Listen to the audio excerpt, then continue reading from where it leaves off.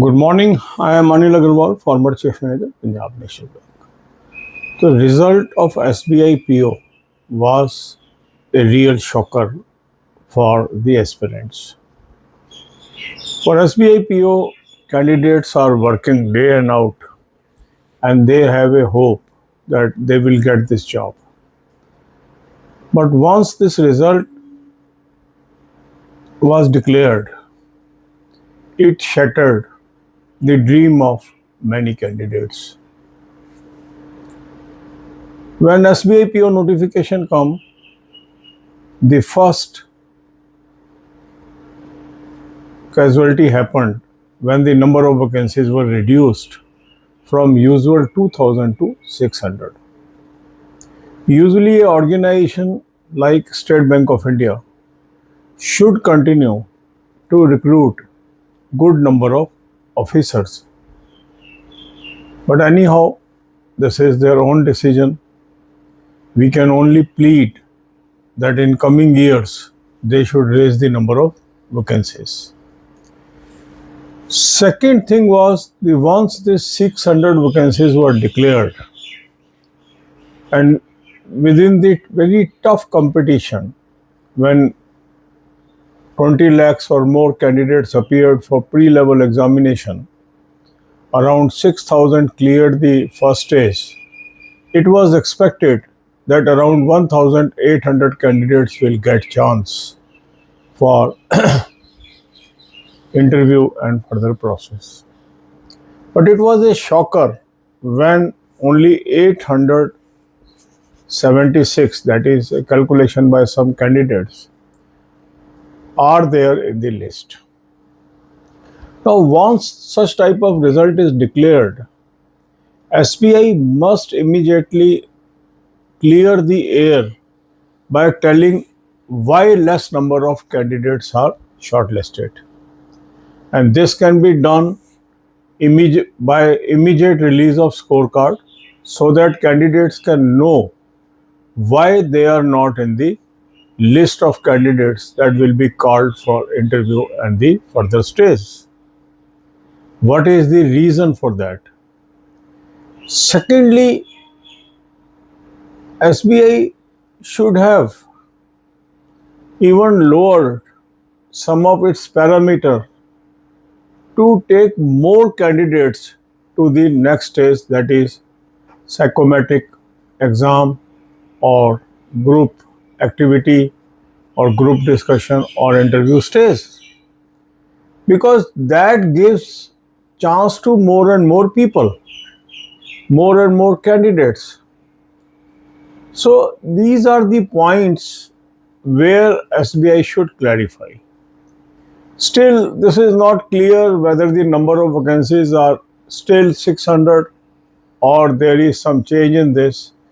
So my appeal to State Bank of India is they should clear this mist as early as possible. This is a very big organization and they should come out with scorecard immediately and they should tell why less number of candidates called for this process. More and more transparency in selection process always helps the candidate to remain cool and calm and to work towards their goal. So through this video, I appeal State Bank of India to come out with clarifications on the doubts that is coming in the mind of candidates. God bless you all. अब यही बातें हम हिंदी में करेंगे. कल जब SBI PO का result आया तो ये एक शॉकर की तरह आया और ये शॉकर की शुरुआत हो गई थी जब SBI PO का नोटिफिकेशन आया था. हर वर्ष लाखों लोग एस्पायर करते हैं SBI PO बनने के लिए और एक्सपेक्ट करते हैं कि एक reasonable number of vacancies SBI PO में आएंगी. हर वर्ष 2000 के करीब वैकेंसीज आती थी. इस वर्ष भी लोग यही उम्मीद कर रहे थे, पर जब नोटिफिकेशन आया तो पहला झटका लगा जब सिर्फ 600 वैकेंसीज आई. उसके बावजूद भी कैंडिडेट्स ने जी जान लगाई, मेहनत की और मेहनत करने के बाद जो फर्स्ट लेवल था, प्री लेवल था, उसमें लगभग 6000 के करीब कैंडिडेट कामयाब हुए अगले फेज के लिए।